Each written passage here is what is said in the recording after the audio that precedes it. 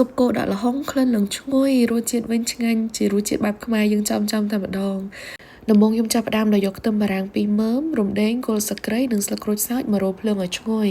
បើវាមានកន្លែងណាដែលខ្លោចខ្លះយើងអាចយកវាទៅកោសចេញឬក៏លាងឲ្យស្អាតបន្តិចសិនរួចហើយខ្ញុំដាក់ឆ្នាំងមួយឲ្យក្តៅដាក់ប្រេងឆាមួយល្មមរួចយកខ្ទឹមសខ្ទឹមក្រហមហើយនឹងគ្រឿងដែលខ្ញុំបានអាំងបាញ់មិញយកមកឆាឲ្យឈ្ងុយបន្តទៀត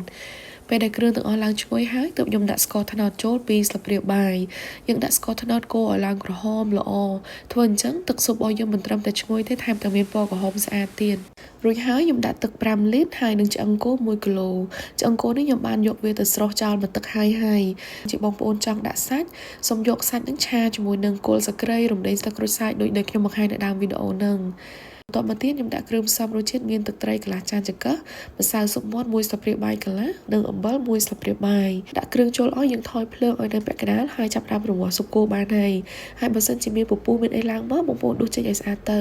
ក្រោយពីរំងាស់បានប្រហែល1ម៉ោងកន្លះខ្ញុំក៏ស្រង់ខ្ទឹមបារាំងចេញបន្ទាប់មកខ្ញុំថែមទឹក2លីត្រទៀតអញ្ចឹងសរុបទៅស៊ុបមួយឆ្នាំងនឹងខ្ញុំប្រើទឹកអស់7លីត្ររួចហើយទើបខ្ញុំដាក់ល្ហុងការ៉ុតនិងឆៃថាវរំងាស់ថែមប្រហែលជា1ម៉ោងទៀតរហូតទាល់តែបន្លែនឹងចេញជាតិល្អ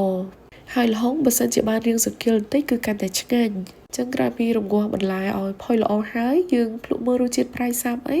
ថែមថយទៅតាមនឹងទៅគឺរួចជាស្រេច